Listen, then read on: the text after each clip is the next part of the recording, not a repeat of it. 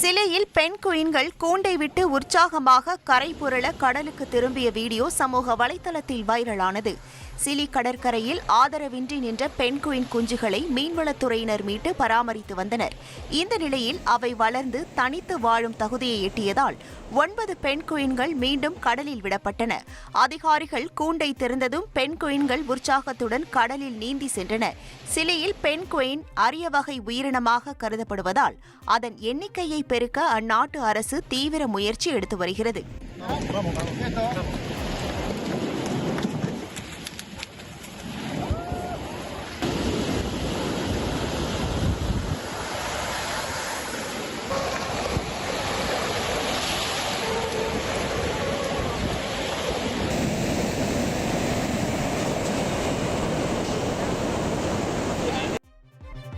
ஹிமாச்சல் பிரதேசத்தில் மோசமான வானிலை காரணமாக சிக்கிய சுமார் 50 யாத்ரீகர்கள் விமானப்படை ஹெலிகாப்டர் உதவியுடன் மீட்கப்பட்டனர்.